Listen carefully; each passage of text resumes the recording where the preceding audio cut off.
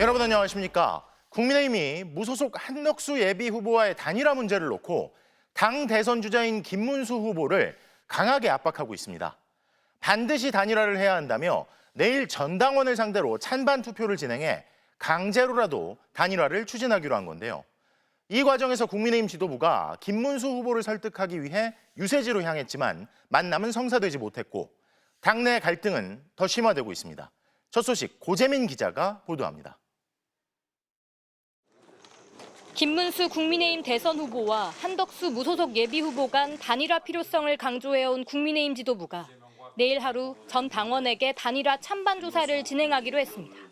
우선 전 당원께 의견을 여쭙도록 하겠습니다. 그에 따라 물론 여러분들의 의견을 들어서 필요한 조치를 밟아 나가도록 하겠습니다. 김문수 후보 측이 단일화 1차 회의에도 불참하며 미온적인 태도를 보이자 단일화 요구가 많았던 당원들을 상대로 조사를 벌여 김 후보에 대한 압박 수위를 높이겠다는 뜻으로 풀이됩니다. 권영세 비상대책위원장은 오는 11일까지 한덕수 후보와 단일화를 반드시 이뤄내야 한다며 시한 내 단일화에 실패하면 사퇴하겠다고 밝혔습니다.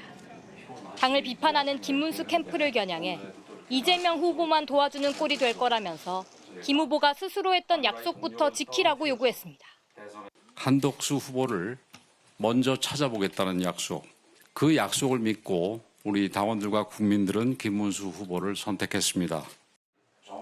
한 중진 의원은 의원 단체 대화방에서 단일화하지 않으면 선거운동 못한다고 말한 것으로 전해졌고 윤희숙 여의도연구원장도 단일화할 마음이 없다면 후보 자격을 내려놓으라며 김 후보를 향한 공개 압박에 나섰습니다. 원외 당협위원장 41명도 단일화를 촉구하는 성명을 발표했습니다. 한덕수 후보와의 단일화 문제로 국민의힘 내부가 극심한 갈등에 직면하자 더불어민주당은 이럴 거면 왜 경선을 했냐며 강하게 비판했습니다. 한덕수 전 총리의 후보 등극을 위해 단일화 눈속임을 할 바지 후보를 뽑았습니까? 국민의힘 지도부는 김문수 후보를 설득하기 위해 대구로 향했지만 김 후보가 서울로 올라오면서 만남은 불발됐습니다. MBC 뉴스 고재민입니다. 이러한 국민의힘 지도부의 강한 압박에 불과 사흘 전 대선 후보로 선출된 김문수 후보는 반말하고 있습니다. 단일화에 대한 마음은 같은데도 정당한 대선 후보인 자신에 대한 지원조차 거부한 채 강제로 끌어내리려는 거라며 당 지도부와 정면 대치에 들어갔는데요. 김민형 기자가 보도합니다. 오는 10월 경주 에이펙 정상회의가 열릴 경주 화백 컨벤션 센터. 준하경 경주시장과 회의장 곳곳을 살피며 준비 상황을 체크하던 김문수 후보가 기자들 앞에서 갑자기 작신 발언을 내뱉습니다. 자신은 단일화에 대해 일관된 의지를 보여왔고 지금도 마찬가지지만 당이 지원을 계속 거부하고 있다는 겁니다. 자신을 끌어내리려 한다는 거친 표현도 서슴지 않았습니다. 기습적으로 전국위원회와 전당대회도 소집했습니다. 그것은 당 지도부가 정당한 대통령 후보인 저를 강제로 끌어내리려는 시도라고 생각합니다. 김 후보는 이틀간으로 예정됐던 영남행 일정도 모두 취소했습니다. 의원총회를 마친 권영세 비대위원장과 권성동 원내대표가 대구로 찾아온다는 소식이 전해졌고 곧이어 한덕수 예비후보도 대구로 향했다는 소식도 들린 직후였습니다. 조금 빨리. 자, 올라가면 1화 찬반 조사한다고 했는데 어떻게 보셨어요? 국민의힘은 의원총회에서 무소속 한덕수 예비후보와의 단일화 시한을 11일 전으로 못 박았습니다. 김문수 후보는 자신을 의원총회로 데려가기 위해 경주에서 기다리던 김대식, 엄태영 의원을 만난 자리에서도 섭섭함을 토로한 걸로 전해졌습니다. 아니 혼자서 좀 고민을 하고 좀 혼자의 시간을 좀 가지시겠다. 좀 섭섭했었던 것 같아요. 사실은 먼저 우리가 축하를 해드리고. 김 후보는 오전까지만 해도 경북 포항 죽도시장 등을 찾아 지지를 호소했습니다. 단일화에 반대하는 지지자와 찬성하는 사람들이 뒤섞여 있었지만 당의 공식 후보로서 존재감을 과감히 드러냈습니다. 포항 시민 여러분 사랑합니다. 국민의힘이 단일화에 속도를 내는 데 대해 김문수 캠프 관계자는 하다못해 여론조사 단일화 문항을 정하는데도 이틀은 걸린다며 불쾌감을 드러냈습니다. 한덕수 후보와의 단일화를 두고 국민의힘과 김 후보 간 갈등의 골이 깊어지면서 단일화 구도가 점입가경으로 치닫고 있습니다. MBC 뉴스 김민영입니다. 이렇게 단일화를 놓고 국민의힘 내부 갈등이 격화되고 있지만 또 다른 당사자인 한덕수 후보는 외부에서도 자신감을 내비치는 모습입니다. 후보 등록 기간이 다가오지만 어차피 국민의힘 내부 정리는 곧 될 거라는 듯 양보하지 않겠다는 의지도 드러냈는데요. 그래서인지 김문수 후보와의 단일화 논의는 시작도 않은 채 이낙연 전 총리 등부터 만나고 있습니다. 공윤선 기자의 보도입니다.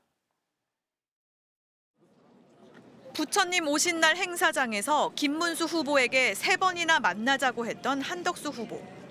하루 만에 관훈클럽 토론에 나와 단일화는 반드시 될 거라고 장담했습니다. 한 번도 단일화가 실패할 거다라는 그러한 생각을 해본 적이 없습니다. 그것은 바로 국민들에 대한 큰 배신이고 배반이 될 거라고 생각하기 때문입니다. 그러면서 결국 단일화의 주인공은 자신이 될 거라고 했습니다. 저를 지지하는 분들이 훨씬 많더라고요. 제가 되어야 된다라고 생각하는 거는 저는 우선 디딤돌이 되겠다는 생각이 확실합니다. 김문수 후보와의 단일화 과정에서 쉽게 양보하지 않겠다는 의지를 드러낸 겁니다. 한 후보는 이른바 빅텐트 행보도 이어갔습니다. 어제 손학규 전 민주당 대표를 만난 데 이어 오늘은 이낙연 전 국무총리와 오찬 회동을 가진 겁니다. 반 이재명 연대를 고리로 만난 자리였지만 국민의힘과 김문수 후보를 향한 쓴소리도 나왔습니다. 국민의힘에서 벌어지고 있는 일에 대해서 몹시 실망했고 제가 사적으로는 아무 인연이 없습니다만 대학 동기인 분이 이렇게 변심할 줄 몰랐습니다. 오찬 뒤 한 후보는 자신을 후보로 거론되는 것 자체가 굉장히 비상식적이라고 비판했던 김종인 전 국민의힘 비상대책위원장과 깜짝 만남을 가지며 외연 확장에 집중했습니다. 하지만 반 이재명 연대든 빅텐트든 정작 국민의힘 대선 후보 단일화 논의는 시작조차 하지 못한 상황. 한 후보는 오후에 부랴부랴 김 후보가 있는 대구로 내려가려 했지만 당 선거 전략에 분노한 김 후보가 갑자기 유세 일정을 중단하고 귀경하면서 결국 만나지 못했습니다. MBC 뉴스 공윤선입니다. 자, 앞서 보신 것처럼 자신이 배제된 채 추진되고 있는 단일화 논의에 반발하며 김문수 대선 후보가 모든 일정을 취소한 가운데 국민의힘은 곧바로 추가적인 움직임을 보이고 있습니다. 잠시 뒤 의원총회도 다시 열기로 했는데요. 국회 바로 연결해 지금 국민의힘 상황 알아보겠습니다. 고재민 기자 전해주십시오. 네, 국민의힘 권성동 원내대표를 비롯한 지도부가 조금 전 국회에 도착했습니다. 잠시 뒤인 8시에 의원총회를 열기로 했고요. 김 후보와의 갑작스러운 일정 취소와 서울 복귀 선언에 지도부가 돌아오는 기차표를 구하기도 어려울 정도로 상황이 긴박하게 돌아갔습니다. 지도부가 대구행을 결심했던 건 오늘 오후 열린 의원총회에서 의원들이 지도부를 향해 김 후보를 설득해 단일화에 대한 답을 얻어오라고 요구했기 때문입니다. 한 재선 의원은 단일화가 되려면 9일을 넘겨선 안 되기 때문에 지도부가 의원들 뜻을 모아 사실상 읍소하러 간 것이라고 했는데요. 의원들도 지도부가 김 후보를 만나 답을 듣고 돌아오면 의원총회를 다시 열기 위해 경내에 대기하던 상황이었습니다.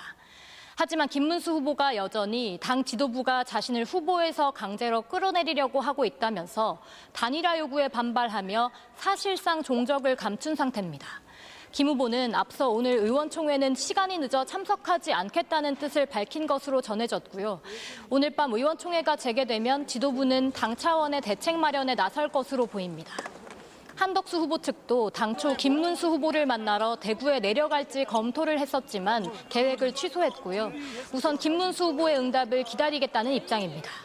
당내외 압박으로 인해 후보 단일화가 사실상 내분 양상으로 번지고 있는 가운데 김문수 후보와 한덕수 후보의 단일화는 오늘 밤과 내일 최대 고비가 될 걸로 보입니다. 지금까지 국회에서 전해드렸습니다. 자, 그렇다면 국민의힘은 왜 마치 경선이 끝나길 기다렸다는 듯 경선을 거쳐 선출된 자기 당 후보가 아니라 당외 인사이자 선거 경험도 없는 한덕수 예비 후보에게 매달리고 있는 걸까요? 당내 친윤석열계가 당장 있을 대통령 선거가 아니라 대선 이후 당권을 유지하는 게 목적이라 그렇다는 분석부터 결국에는 윤석열 전 대통령을 복귀시키려는 계산이 깔려 있는 것 아니냐는 지적까지 나옵니다. 강현섭 기자입니다. 관훈 토론에 나온 한덕수 전 국무총리는 윤석열 전 대통령과 명확하게 선을 긋지 못했습니다. 12.3 비상계엄 사태를 막지 못하고 윤 전 대통령을 설득하지 못한 것은 사과했지만 윤 전 대통령이 잘한 것도 있다면서 그릇된 사람은 아니라고 했습니다. 어느 대통령도 과가 없는 분이 없습니다. 저는 한마디로 말씀드리면 저는 그분은 그렇게 삿된 분은 아니다. 대선 출마는 스스로 결정했다고 했습니다. 윤 전 대통령이나 국민의힘 권유 때문에 대선에 출마한 게 아니라는 주장입니다. 국민 모두를 한마음으로 통합해 가면서 제가 디딤돌이 되어야 된다. 이런 생각과 결론에 도달을 했고 그것은 순전히 최종적으로 제가 결정한 것이다. 하지만 개헌과 국민통합을 내건 거창한 출마 명분에도 불구하고 왜 국민의힘과 굳이 단일화를 하려는지 명확한 설명은 없었습니다. 12.3 내란이 잘못됐다고 주장한다면 윤 전 대통령을 배출한 국민의힘과 거리를 두는 게 당연하겠지만 한 후보는 전혀 그러지 않았습니다. 국민의힘 역시 자체 경선으로 뽑은 후보는 제쳐두고 한덕수 후보에게만 겼눈질을 보내고 있습니다. 이재명 후보를 이길 수 있는 강력한 지지세가 있는 것도 아닌데 당적도 없는 한덕수 후보에게 관심을 두고 있는 겁니다. 당을 장악한 친윤계가 대권보다는 계속 당권을 유지하기 위해 한 후보로의 단일화를 원하는 건 아닌지 의심이 드는 대목입니다.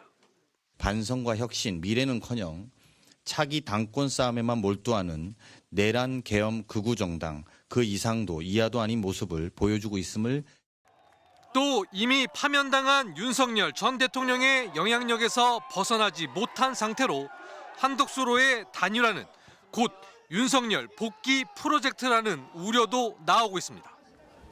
정당 민주주의를 무시하고 무리하게 밀어붙이는 묻지마 단일화는 어떻게든 상처를 남겨 향후 국민의힘에 커다란 짐이 될 가능성이 높습니다. MBC 뉴스 강현섭입니다. 더불어민주당이 조희대 대법원장에 대한 국회 법사위 차원의 청문회를 오는 14일 열기로 했습니다. 조 대법원장이 이재명 후보에 대한 공직선거법 상고심을 서두른 이유가 뭔지, 대선에 개입하려는 건 아니었는지 따진다는 계획입니다. 김정우 기자의 보도입니다. 더불어민주당 이재명 후보의 파기환송심 재판을 하루 앞둔 오는 14일. 국회 법제사법위원회가 조희대 대법원장을 대상으로 청문회를 열기로 했습니다. 민주당 소속 국회 법제사법위원들은 대법원이 이 후보 공직선거법 위반 사건을 파기환송하고 재판을 서두르는 목적이 정치 개입인지 진상을 규명하겠다는 계획입니다.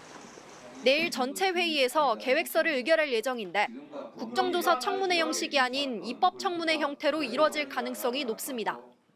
법사위는 또 형사 피고인이 대통령에 당선될 경우 진행 중인 형사재판을 정지하는 형사소송법 개정안도 내일 처리할 예정입니다. 행안위 역시 허위사실 공표 요건에서 행위를 빼는 내용의 공직선거법 개정안을 단독 처리합니다. 정청래 위원장도 청문회를 예고한 가운데 선대위 법률지원단장이자 법사위 민주당 간사인 박범계 의원은 탄핵도 직접 거론하며 압박 수위를 높였습니다. 정치 관여 대선 개입 표적 재판의 사실상의 기획자고 집행자, 우리 헌법에 따른 탄핵 사유에 해당합니다. 휴일 날 첫 공개 회의를 연 민주당 선대위 총괄본부장단은 모든 대선 후보들의 재판을 선거 이후로 미루라고 거듭 요구했습니다. 그러면서 균등한 선거운동 기회와 후보자의 참정권을 보장하라고 사법부를 압박했습니다. 조희대 대법원은 대선 불개입 의사를 명확히 밝히고 공평한 선거운동을 보장해 주기 바랍니다. 이명박 정부에서 법제처장을 지낸 이석연 공동선대위원장도 6월 3일 대선 이전에 선고를 강행한다면 그 판결은 위헌이라고 경고했습니다. 탄핵 여부를 떠나서 이건 대법원의 범죄 행위입니다. 최소한의 형사소송법상 규정을 대법원이 어겼다면 앞으로 어떤 재판도 따르지 않습니다. 민주당은 내일 정무위와 기재위를 시작으로 서울고법 앞에서 상임위별 릴레이 규탄 회견을 열고 여론전도 이어갈 예정입니다. MBC 뉴스 김정우입니다. 대선 후보 소식들도 알아보겠습니다. 더불어민주당 이재명 후보는 충청권을 돌며 지역 행보를 이어갔는데요. 중립을 지켜야 하는 국가기관과 총체적으로 대결하는 것 같다며 사법부를 직격하기도 했습니다. 정상빈 기자입니다. 중원 민심을 공략하기 위해 충청 지역을 찾은 이재명 후보. 사진을 촬영하고 서명한 책을 건네며 지지자들과 접촉면을 늘렸습니다.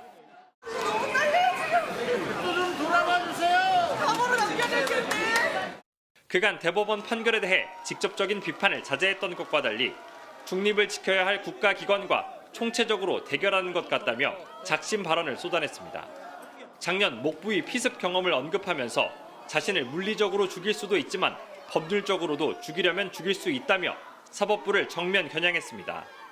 간첩으로 몰려 처형된 조봉암 선생과 전두환 정권 시절 사형이 선고됐던 김대중 전 대통령을 언급하며 자신의 처지를 애둘러 호소하기도 했습니다. 죽은 사람도 있고 산 사람도 있습니다. 그러나 우리는 이번에는 반드시 살아서 반드시 새로운 나라를 만들어 갑시다, 여러분. 대선 후보 단일화 과정에서 파열음을 내고 있는 국민의힘을 향해서도 직격탄을 날렸습니다. 정치 집단이 후보를 내고 그 후보에 대해 선택권을 행사하는 게 통상적이라며 국민의힘 후보는 어디 가고 난데없이 대한민국 기득권과 싸우고 있다고 꼬집었습니다. 제가 경쟁해야 될 주요 진영은 이상하게 후보를 뽑자마자 무슨 다른 또 후보를 영입하기 위해서 싸우는 것 같고. 이재명 후보는 청년 농업인들과의 간담회를 가진 데 이어 전국 최연소 이장을 만나며 청년층을 향한 공약도 대거 내놨습니다. 청년들의 자산 형성을 위한 제도를 적극 도입하고 주거 지원도 확대하는 동시에 자발적으로 이직하는 청년들에게는 구직급여를 지급하겠다고 약속했습니다. 충청권을 집중 방문하며 경청 투어 이틀째 일정을 마무리한 이재명 후보는 내일부터 전주와 익산 등 전북권으로 향합니다. MBC 뉴스 정상빈입니다.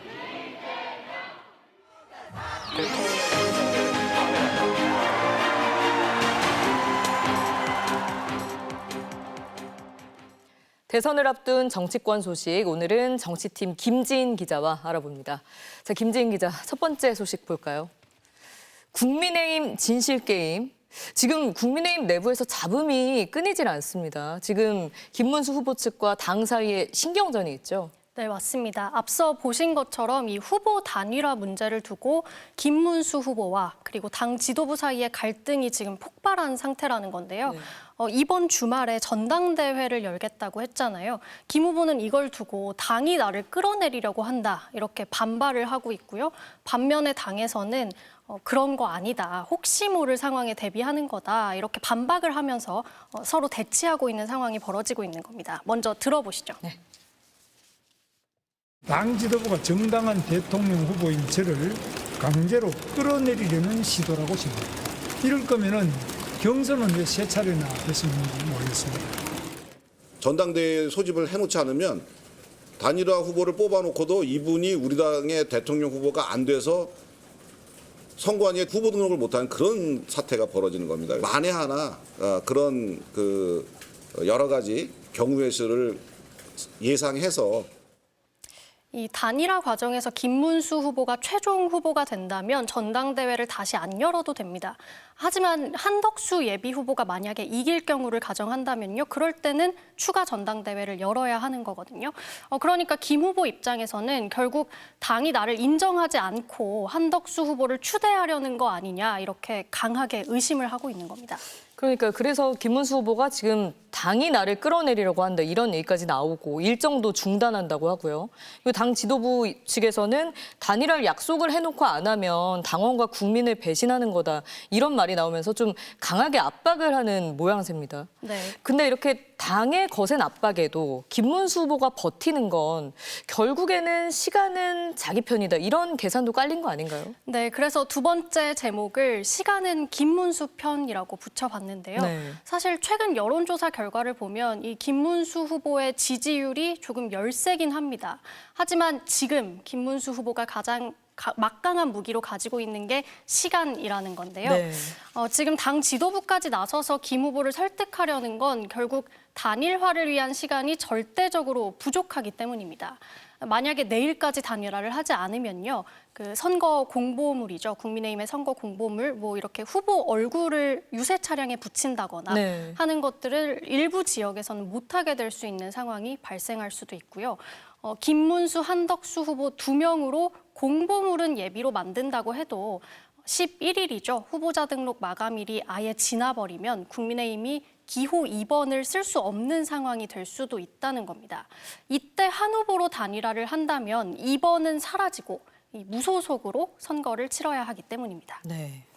또 그렇게 되면 당이 자금을 지원할 수도 없는 노릇이고 상당히 이 선거 과정 자체가 엉망이 될 수 있다는 건데요. 네. 그렇기 때문에 이 김 후보 입장에서는 최대한 시간을 끌어서 이 무소속 한덕수 후보의 자진 하차라는 이런 시나리오까지 계산하고 있는 것 아니냐 이런 분석이 나오고 있습니다.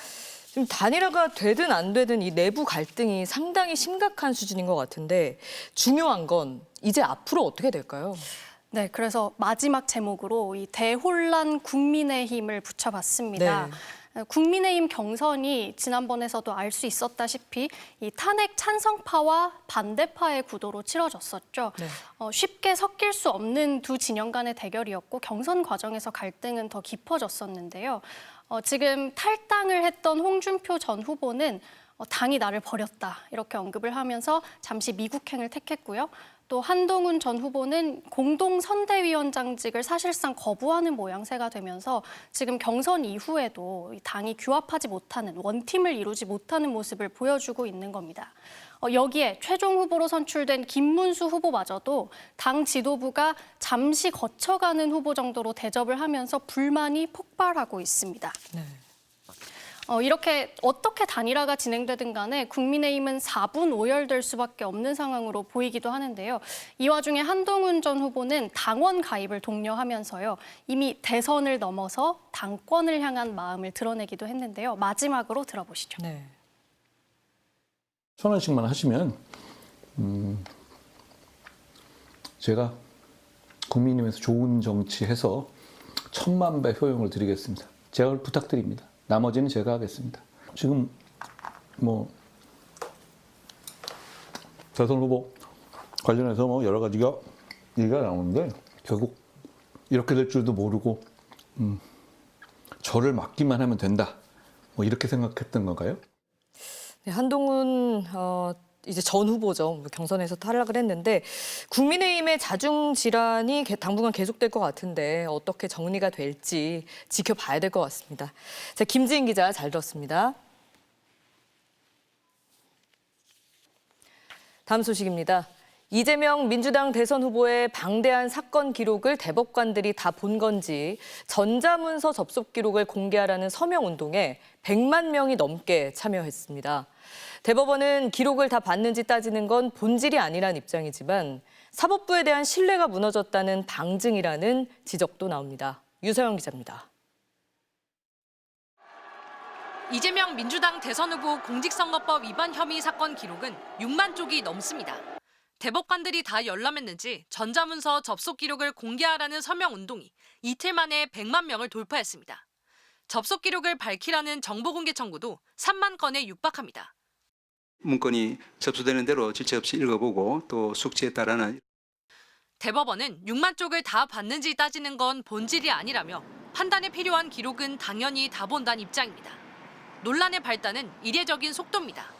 지난달 22일 오전 9시 대법원 2부 사건 배당, 11시 전원 합의체 회부, 오후 2시 첫 전원 합의 기일 등 배당부터 첫 심리까지 하루에 이루어졌습니다. 통상 한 달에 한 번 하는 전원 합의 기일을 이틀 만에 다시 열어 결론까지 냈습니다. 조희대 대법원장 직권으로 진행됐습니다. 전원 합의 기일은 매월 세 번째 목요일에 하는 게 원칙이지만 예외적으로 대법원장이 지정하면 변경할 수 있습니다. 전원 합의기일 최소 열흘 전엔 심리할 사건을 지정해야 하지만 예외적으로 신속한 심리를 위해선 바로 지정할 수도 있습니다. 예외를 거듭하며 속도를 낸 겁니다. 대법관들도 충돌했습니다. 다수 의견을 낸 대법관들은 이 사건의 주요 쟁점은 크게 복잡하지 않다. 달력상 날짜의 총량만이 충실한 심리를 반영하는 건 아니라며 치열한 토론을 했다고 했습니다. 반면 반대 의견을 낸 대법관들은 전원 합의체의 요체는 설득과 숙고라면서 재판의 신속은 절대적 가치가 아니라고 반박했습니다. 이례적인 속도전 속에 헌법상 보장된 표현의 자유를 어디까지 허용할지, 선거 결과가 수사기관과 법원의 판단에 좌우될 위험은 없는지, 정치인에 대한 최종 판단은 유권자의 선택에 맡겨야 하는 건 아닌지 이런 질문에 대한 충실한 답을 놓쳤던 겁니다. 한 전직 대법관은 해마다 수만 건을 처리해야 하는 대법원 업무를 거론하며 전원 합의체 심리의 한계를 지적한 바 있습니다. 대법관의 경륜과 지혜가 녹아들어간 법 창조적인 기능을 발휘하기보단 기존 법리의 잣대로 사건을 처리해내는 기능에 머물고 있다는 겁니다. 헌법재판소는 윤석열 전 대통령 탄핵 심판 때 한 달 넘는 수기 과정을 거쳐 만장일치 결론을 냈습니다. 이런 주제를 가지고 재판관끼리 이견이 있는 상태에서 국민을 설득하기 힘들다. 저는 그렇게 생각했고. 대법원에서 사건을 넘겨받자마자 서울고법도 첫 공판기일을 잡으며 속도를 내고 있어 전례 없는 초고속 재판 속도 논란은 대선 기간 내내 이어질 걸로 보입니다. MBC 뉴스 류상입니다. 오늘 서울 시내에서 또다시 흉기 난동 사건이 발생했습니다. 갑작스런 괴한의 공격에 식당과 버스 정류장에 있던 시민 5명이 다쳤는데요. 백승우 기자가 취재했습니다. 옷을 입지 않은 남성이 버스 정류장을 향해 달려가고 경찰이 황급히 뒤쫓아갑니다. 정류장에 있던 시민들이 놀라 대피하는 모습도 보입니다. 벌고 벗은 사람이 그러니까 갑자기 그것들이 닥쳤어. 벌표 같은 걸로. 이 남성은 오늘 오전 10시 반쯤 서울 관악구 봉천동의 한 식당에 들어가 가위와 볼펜으로 식당 주인과 종업원을 다치게 한 뒤 300m 정도 떨어진 버스 정류장에서 다시 흉기를 휘둘렀습니다. 남성은 이곳에서 버스를 기다리던 여성을 향해 볼펜을 휘두르고 여성을 깨물기까지 한 것으로 파악됐습니다. 갑작스러운 흉기 난동에 시민 5명이 다쳤는데 중상자는 없는 것으로 확인됐습니다. 마약을 복용하거나 술을 마신 상태는 아닌 걸로 조사됐습니다. 옷을 벗으며 도주하던 남성은 경찰 조사에서 횡설수설하고 있는 것으로 전해졌는데 경찰은 20대인 남성의 정신질환 병력과 함께 구체적인 범행 동기를 조사하고 있습니다. 투숙객 14명이 단체로 가스에 중독된 전남 완도의 리조트 사고는 합동 감식 결과 4층 보일러실에서 누출된 일산화탄소가 복도를 통해 객실로 유입된 것으로 드러났습니다. 투숙객들은 3층과 4층, 6층 등 여러 층에 머물다 가스 중독 피해를 입었는데 경찰은 보일러실 천장에 마감 공사가 제대로 되어 있지 않은 점을 확인했습니다. 일부 복도에선 실내 기준치의 8배에 달하는 400ppm의 일산화탄소 농도가 측정됐으며 경찰은 리조트 측의 업무상 과실치상 혐의를 적용하는 방안을 검토하고 있습니다. 전라남도는 이번 누출 사고와 관련해 도내 숙박시설 등 4천여 곳에 대해 특별 안전점검을 벌이기로 했습니다. MBC 뉴스 백수입니다. 대출금을 못 갚고 밀리는 자영업자 비율이 지난 10년 새 가장 높은 수치를 기록했습니다. 내란의 여파가 5달 넘게 지속되고 내수 침체가 장기화되는 가운데 빚을 내서 빚을 갚는 한계의 자영업자들은 더 많아지고 있는데요. 박소희 기자가 현장을 취재했습니다. 하루 중 가장 바빠야 할 점심시간. 그런데 자리가 대부분 비어 있습니다. 17년 전 문을 연 이 횟집은 한때 연매출 30억 원을 자랑했지만 코로나19 사태 이후 상황이 급변했습니다. 마이너스 한 1,000만 원, 2천만 원씩 나오니까 60%, 70%가 줄은 거죠. 200평 넓이의 대형 매장이다 보니 비용도 많이 들었습니다. 지금은 빚만 7억 원이 남았습니다. 코로나 한 3년 만에 다 인건비를 지출하고 그다음에는 하나도 안 남았죠. 마이너스 통장에서도 한 1억 정도가 그러니까 파산 신고를 해야 되지 않나. 빚을 갚을 길이 없으니까. 11년 된 인근의 또 다른 식당. 가게는 그럭저럭 운영해 가는데 갈수록 빚만 늘고 있습니다. 5억 원 빚에 매달 내야 할 이자는 300만 원 정도. 음식값을 올리자니 손님들의 발길이 끊길까 두렵습니다. 재료값이 많이 올랐어요. 그러니까 하나하나 다 오르고 이제 또 인건비도 오르다 보니까 맞추다 보니까 제 인건비가 없어요. 지난해 4분기 기준 국내 자영업자들이 짊어진 빚은 연소득의 평균 3.5배에 달합니다. 사회적 불확실성이 커진 1분기, 이들의 대출 연체율은 10년 만에 최고치를 기록했고 석 달 이상 돈을 못 갚아 신용불량자가 된 자영업자는 1년 새 30% 가까이 급증했습니다. 내수 침체가 이어지면서 위기감이 커졌습니다. 오늘의 상품권이나 아니면 민생지원금이나 이런 다양한 이제 소비 바우처 같은 걸 통해 가지고 국민들이 좀 소비에 나설 수 있게. 우리나라 자영업자 수는 약 650만 명. 이들이 취약계층이나 저소득층으로 내몰리지 않도록 추경 예산을 활용하는 대책 외에도 고용과 산업 재편까지 고민해야 할 시점입니다. MBC 뉴스 박소혜입니다. 요즘 자영업자들에겐 특히 배달 앱의 영향력이 막강하죠. 그런데 배달 앱 시장은 계속 커지고 있지만 그 안에서 영업을 하는 이들의 부담은 갈수록 늘어나고 과거와 비슷한 매출을 올려도 손에 쥐는 돈은 점점 줄고 있다고 합니다. 누가 돈을 버는 걸까요? 김영일 기자가 취재했습니다. 4년째 배달 기사 일을 하고 있는 기란샘 씨. 시간당 수입이 절반 가까이 줄면서 근무 시간을 계속 늘리고 있습니다. 3년 전만 해도 건당 3,000원으로 웃돌았던 배달료가 2,000원 선으로 뚝 떨어진 겁니다. 연료비 같이 배달에 꼭 필요한 비용을 빼면 최저임금을 벌기도 쉽지 않아졌습니다. 1시간에 9건, 10건 배달해야지 그 최저임금 이상 번다고 되는 구조면 기사들 입장에서는 그 금액을 맞추기 위해서 더 무리하게 운전을 하는 구조가 되는 거죠. 그런데 정작 배달 앱을 쓰는 자영업자들의 부담은 갈수록 커지고 있습니다. 배달 플랫폼마다 경쟁적으로 무료 배달을 시작하면서 배달 음식점의 부담이 늘어난 겁니다. 얼마 전부터는 배달이 아닌 포장 주문에도 중개 수수료를 내고 있습니다. 처음 했을 때는 평균 그냥 40을 팔아도 혼자 하니까 해도 남았어요. 근데 그 다음에 또이또이가 되는 거예요. 근데 올해는 똑같은 매상을 팔았다 한들 계속 마이너스가 나는 거예요. 기본 중개 수수료에 각종 명목의 광고료, 여기에 쿠폰과 할인 행사까지. 점점 복잡해지는 수수료 체계는 점주들에게 큰 부담이 되고 있습니다. 10,000원어치, 20,000원어치를 팔아도 도대체 어디에서 얼마만큼의 수수료가 나갔는지 모르고 계산을 해보면 남지도 않고 손해가 되는 상황까지도 발생하는. 네, 45%대 가더라고요. 배달의 그 어플에 노예가 되기 싫었어요. 주인님들은 그냥 걔네들 노예야. 돈 벌어서 거기다 상납하는 거야. 그 짓을 왜 하고 있냐고. 독과점 업체의 횡포라는 지적이 나오지만 대안으로 꼽히는 공공배달 앱은 아직 걸음마 수준입니다. 배달기사들과 자영업자들은 플랫폼 갑질 구조 개선을 위해 최저임금제처럼 최저배달료를 도입하고 수수료 시스템을 투명하게 공개해야 한다고 목소리를 높이고 있습니다. MBC 뉴스 김영일입니다. 자, 이런 가운데 택배업계에선 쿠팡에 대응하겠다며 택배업체들이 휴일을 없애고 주 7일 배송을 도입하고 있는데요. 이로 인해 택배 노동자들은 과로 방지 대책도 없이 휴일을 반납당한 채 소득도 제대로 보장받지 못하고 있다고 호소하고 있습니다. 일을 하는 사람이라면 누구든 모든 상황에서 항상 고객일 수만은 없을 텐데 이대로 괜찮은 건지 송서영 기자가 연휴 마지막 날 택배 노동자의 하루를 동행 취재했습니다. 연휴 마지막 날이지만 30대 택배기사 박모 씨의 하루는 여느 평일과 다르지 않습니다. 새벽 6시 반쯤 집을 나선 뒤 물류센터에서 짐을 싣고 나면 8시 반.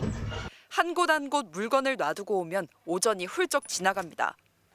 엘리베이터가 없는 다세대 주택까지 취재진이 따라가기도 버겁습니다. 박 씨의 오늘 물량은 평소의 10분의 1 수준인 20여 개뿐. 하지만 4명이 담당하던 구역을 오늘은 오롯이 혼자 감당해야 합니다. 원래는 이렇게 4분의 1을 해서 각자 기사들마다 들어가는데 물량은 없고 이동 거리는 길고 휴일 오전을 꼬박 일해 손에 쥔 돈이 16,000원 정도입니다. 한 얼마 정도가 그 수익으로 나온 것 같아요? 16,000원이요. 기름값 그쵸, 한 2만 원 넘겠죠. 박 씨가 속한 한진택배는 지난달 27일부터 주 7일 배송 서비스를 시작했습니다.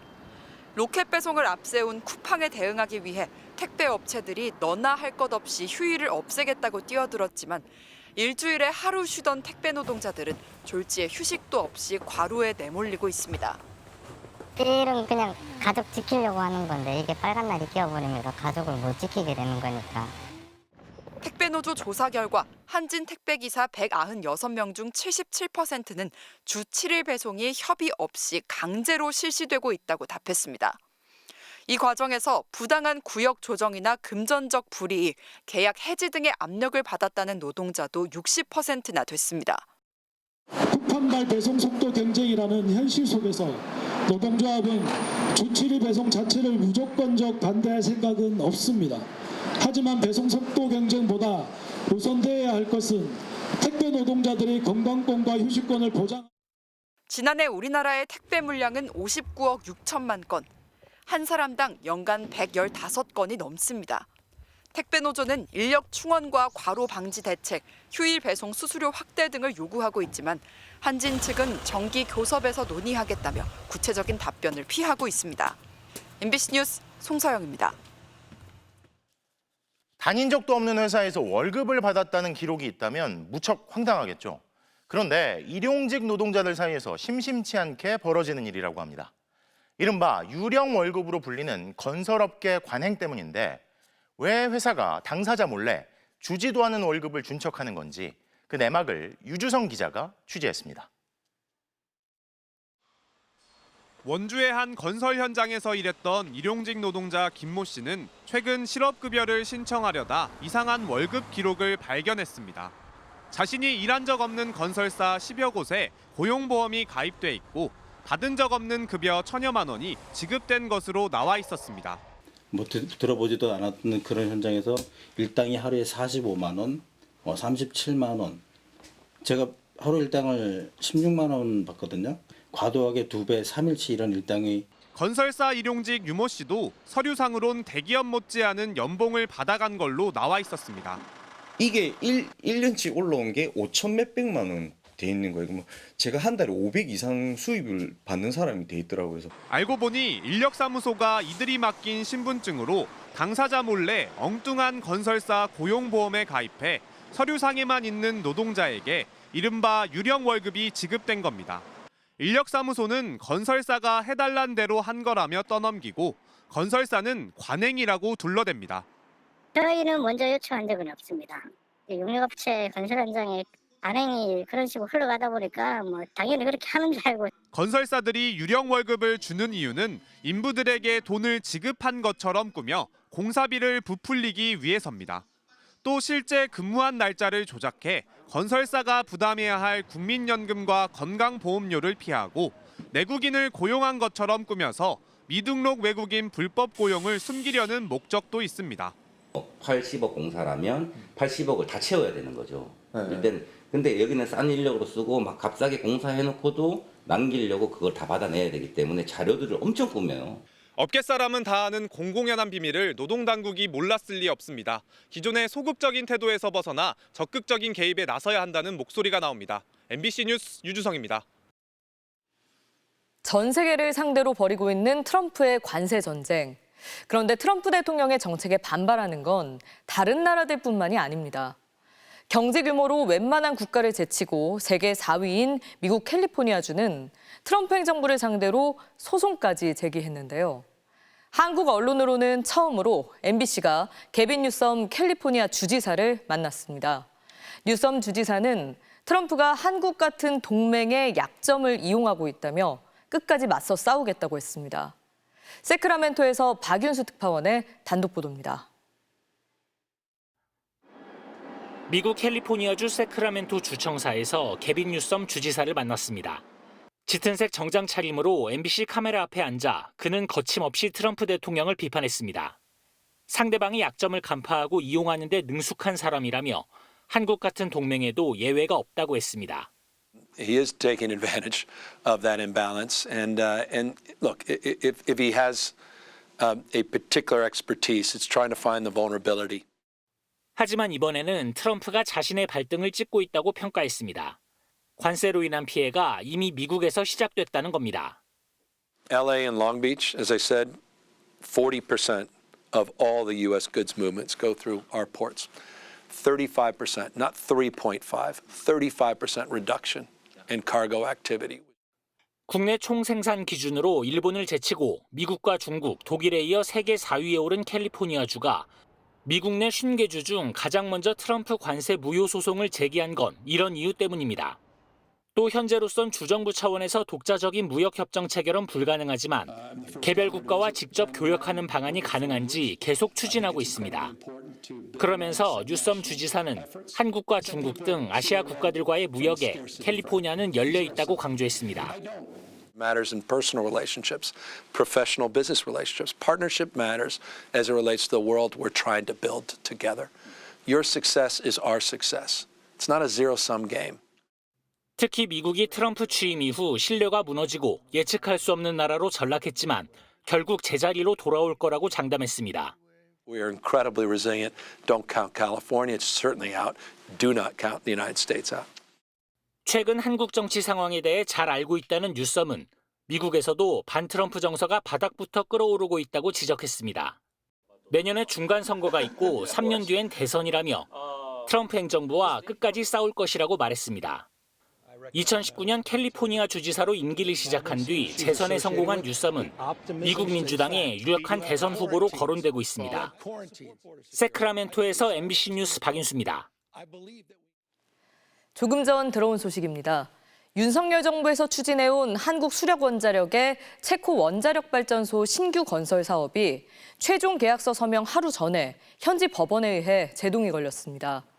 로이터 통신에 따르면 체코 법원은 현지 시간 6일 한수원과 체코 전력공사 자회사 간의 최종 계약서 서명을 중지해야 한다고 결정했습니다. 법원은 계약이 체결되면 수주 입찰 결과에 이의를 제기한 프랑스 전력공사가 법원에서 유리한 판결을 받더라도 공공계약을 따낼 기회를 잃게 된다고 설명했습니다. 한수원은 사업비 26조 원으로 추산되는 체코 신규 원전 사업자로 최종 선정돼 오는 7일 최종 계약서에 서명할 예정이었습니다. 다음 소식입니다. 문재인 전 대통령의 딸 다혜 씨가 이번엔 사기 혐의로 경찰 수사를 받고 있는 것으로 확인됐습니다. 지난 2022년 자신의 갤러리에서 자선 바자회 형식의 전시회를 연 뒤에 작품 판매액을 기부하겠다던 약속을 지키지 않았다는 의혹이 추가로 제기된 건데요. 원석진 기자가 단독 취재했습니다. 문재인 전 대통령의 딸 다혜 씨가 운영해온 서울 서대문구의 한 갤러리입니다. 문다혜 씨는 지난 2022년 12월 이곳에서 열흘간 자선 바자회 형식의 전시회를 열었습니다. 36명의 작가에게 작품을 기부받아 경매를 거쳐 판매했는데 모금액은 비영리재단에 기부해 자립준비 청년 대상 미술교육 사업을 진행한다고 홍보했습니다. 그런데 당시 모금액이 약속한 비영리재단에 전달되지 않았다는 의혹이 제기됐습니다. 지난해 10월 진정서를 접수한 경찰은 최근 문다혜 씨를 사기 혐의 피의자로 입건하고 본격적인 수사에 착수했습니다. 전시회에 참여했던 한 작가는 MBC에 문 씨가 작가들이 모인 단체 대화방에서 작품 판매액과 기부액을 안내한 적이 있다며 1,000만 원이 안 되는 돈이라고 했는데 기부를 했는지까진 확인하지 않았다고 전했습니다. 경찰은 문다혜 씨를 불러 모금액을 어떻게 사용했는지 조사하고 문 씨의 금융거래 내역 등을 들여다보며 자금 흐름을 추적하고 있는 걸로 파악됐습니다. 전시회를 통해 작품을 구입한 구매자들의 계좌도 함께 살펴보고 있는 걸로 확인됐습니다. 당시 경매는 작가 이름을 공개하지 않는 방식으로 진행됐는데 어떤 작품이 팔렸는지는 물론 팔리지 않은 작품을 어떻게 처분했는지도 알려지지 않았습니다. 기부를 앞세워 돈을 받은 뒤 약속을 지키지 않았다면 사기죄로 처벌받을 수 있습니다. 해당 비영리재단의 기부자 목록엔 문다혜 씨는 물론 문 씨의 갤러리도 없는 걸로 전해졌는데 재단 측은 다만 문 씨가 실제 기부를 했는지는 확인해 줄 수 없다고 밝혔습니다. 문다혜 씨는 MBC의 질의에 할 말이 없다며 별다른 답변을 하지 않았습니다. 문다혜 씨는 앞서 음주운전을 하다 사고를 내고 신고 없이 불법 숙박업소를 운영한 혐의로 1심에서 벌금 1,500만 원을 선고받았다 항소했습니다.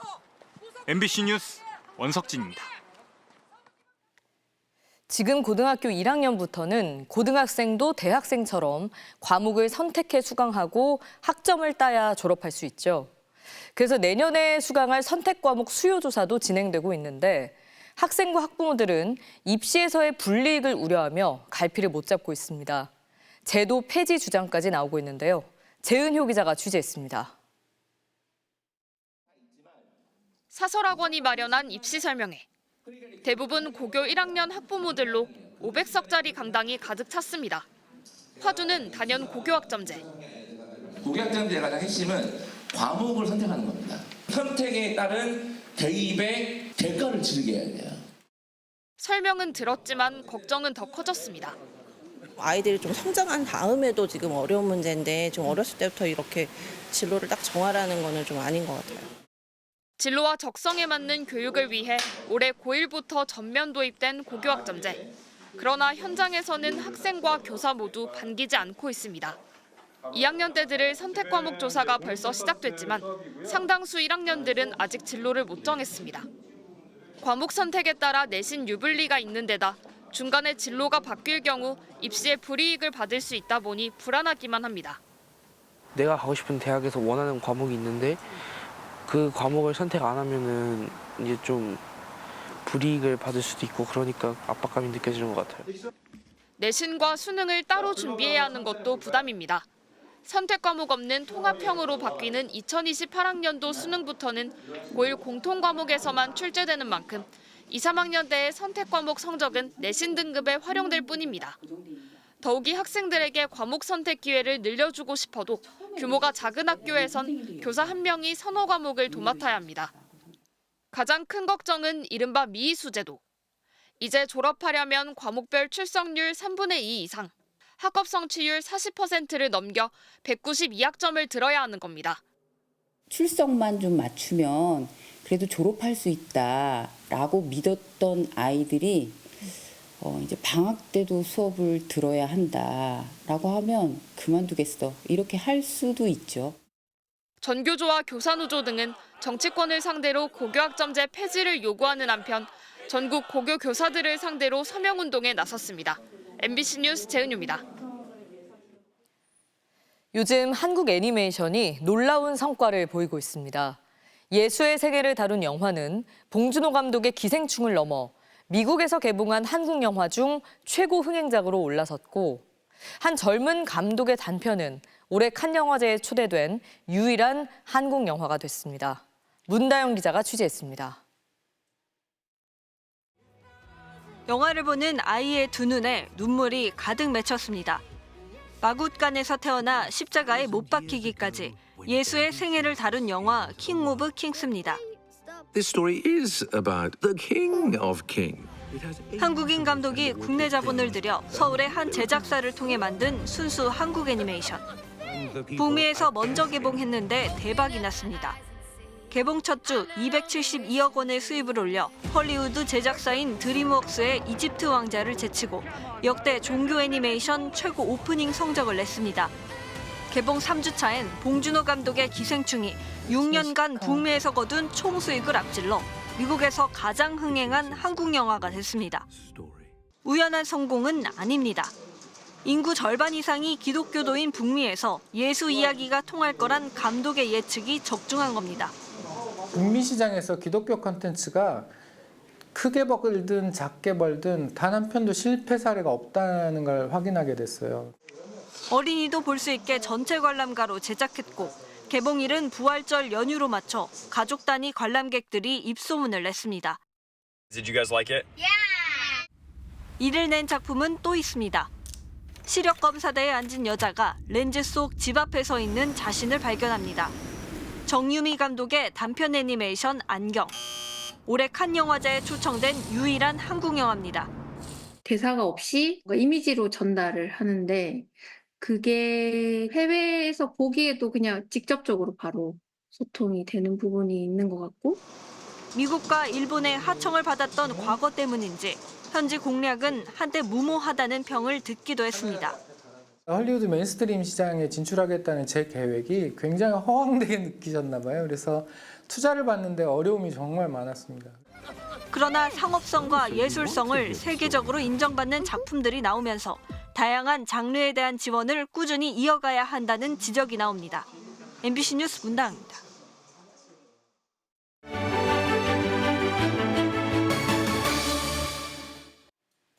독립유공자의 후손들은 독립을 위해 목숨을 바친 선조의 희생에도 불구하고 열악한 삶을 살아가는 경우가 많습니다. 독립운동가 안상태 선생의 후손은 쥐가 드나드는 오래된 집에서 살아왔는데요. 독립유공자 후손의 새 보금자리 마련을 위해 뜻을 모은 사람들이 있습니다. 김준형 영상기자가 현장에 다녀왔습니다. 저 우구치 금 나오는 강산이 우리 아버지 거요. 강산이. 그런 부자 딸이 그래 밥을 못 먹고 살았다만 말이 아니잖아. 맨발로 댕기면서 산에 댕기면서 나물 뜯었다가 도토리 따다가 밥 해먹고 해서 운동하느라 군대다 다 갖다 엮고 자석을 모르고 살았으니까 그거 서운했지. 안상태 독립유공자의 딸 안희규 할머니의 고된 삶은 해방이 되어도 바뀌지 않았습니다. 거의 70년 된 집인데 돈도 없고 하니까 구멍난 벽돌 있잖아요. 그걸로 한 벽을 쌓아가지고 이게 우풍이 너무 심해가지고 집에 냄새가 나고 쥐가 이제 들락날락 하는 거죠. 천정이 이제 뚫려 있고 되게 열악했죠. 지난 겨울 한 민간단체의 도움으로 할머니를 위한 새집 짓기가 시작되었습니다. 화장실도 엉망이고 뭐 방에도 곰팡이 펴 있고 나라를 위해서 좀 많이 힘쓰신 분들인데 좀 많이 안타깝더라고요. 구석구석 꼼꼼하게 이어주십시오. 네. 나는 못 배웠으니까 공부 가르치느라고 힘들었어요. 힘드는 게 집이 따지고 그거는 뒤쳐요. 어머니 웃으세요. 엄마 웃어. 하나, 둘, 셋. 해방처럼 찾아온 따스한 봄날, 여러 사람의 도움으로 새 집이 완성됐습니다. 아이고 내가 오래 살아서 고생시키는 것 같은데 아유 속상하네. 감사합니다. 엄청 좋구만. 해방될 때까지는 몰랐지요.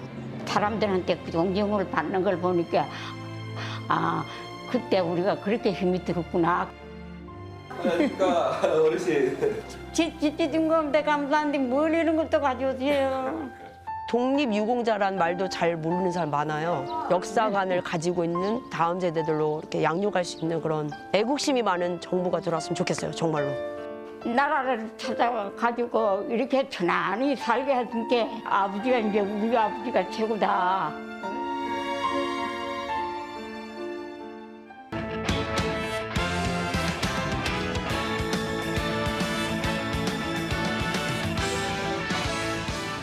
화요일 밤 스포츠 뉴스입니다.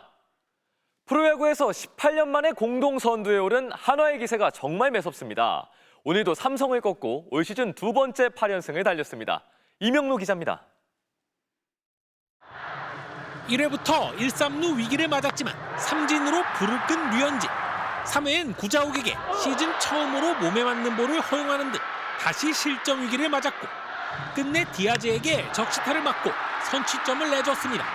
류현진은 4사구 4개를 내줬지만 5이닝 동안 삼진 6개를 앞세워 한 점만 내줬습니다.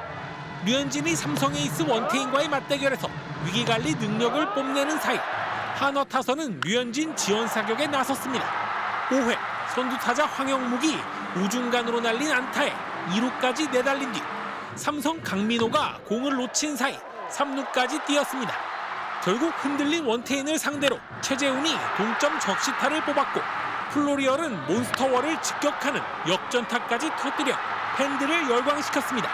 6회에도 한 점을 추가한 한화는 5명의 불펜 투수들이 2점차 리드를 지켰고 좌익수 이원석의 호수비까지 더해지면서 시즌 두 번째 8연승을 질주했습니다. 오늘 지면 시즌 처음으로 선두 자리를 빼앗길 수도 있었던 LG는 2회 박동원의 홈런과 6회 터진 오스틴의 쐐기 석점포를 앞세워 전날 패배를 서력하고 한화와 공동 선두를 유지했습니다. 윤동희와 레이에스의 홈런포를 앞세운 3위 롯데는 다승 1위 박세웅의 7이닝 무실점 역투를 더해 SSG를 완파하고 3연패에서 탈출했습니다. 어린이날 역대 최소 경기 300만 관중을 달성한 프로야구는 연휴 마지막 날인 오늘도 4경기가 매진되며 흥행 돌풍을 이어갔습니다. MBC 뉴스 이명노입니다. K리그 광주의 이정효 감독은 평소 직설적인 화법과 지도 스타일로 화제를 모으기도 하는데요. 어제는 선수를 밀치고 질책하는 모습이 중계화면에 잡히면서 논란이 일었습니다. 송기성 기자입니다. 어제 광주와 김천의 경기. 오우성의 페널티킥 골로 전반을 1대0으로 마친 광주 이정효 감독이 오우성의 플레이가 마음에 들지 않은 듯 이름을 부르며 경기장 안으로 뛰어들어옵니다. 주장 이강현이 말려봤지만 이를 뿌리친 이 감독은 오우성을 질책하며 강하게 밀었습니다. 이 감독은 분이 풀리지 않은 모습으로 라커룸으로 향했고 코치진의 만류로 오우성은 그라운드에 남아 잠시 더 숨을 골랐습니다. TV 중계 화면에 고스란히 잡힌 이 장면을 두고 논란이 일었습니다. 평소 화끈하고 직설적인 화법으로 선수들과 소통을 해오긴 했지만 팬들은 감독으로서 선수에게 모욕감을 줄 수 있는 행동이었다며 도가 지나쳤다는 반응이 줄을 이뤘습니다. 오우성의 결승골로 승리를 거둔 후 이정효 감독이 오우성을 다독여줬고 오우성은 경기 후 인터뷰에서 해프닝이었다고 언급하면서 진화에 나서는 모습이었습니다. 끝나고 보니까 좀 부끄럽습니다. 네, 작은 해프닝이 좀 있었죠. 제가 그냥 선수로서 좀 죄송한 일을 저질러가지고 끝나고 사과드려야 될 것 같은데 경기 끝나고 꼭 안아주시더라고요. 하지만 이정효 감독은 기자회견에서 자신의 이미지는 전혀 중요하지 않다며 지도 스타일을 바꿀 생각이 없음을 강조했습니다. 한편 선두 대전은 전북 전진우에게 선제골을 내줬지만 추가 시간에 터진 김인균의 극장골로 승점 5점 차 선두 자리를 지켰습니다. 강원은 제주 김동준 골키퍼의 실수를 틈타 코바체비치가 결승골을 터뜨리면서 3대0으로 승리했습니다. MBC 뉴스 송기성입니다. 방송인 이경규 씨가 4위 김영찬 선수가 뛰고 있는 안양 경기의 시축을 맡았는데요. 킥은 골대를 많이 빗나가고 말았습니다. 화요일 밤 스포츠 뉴스였습니다.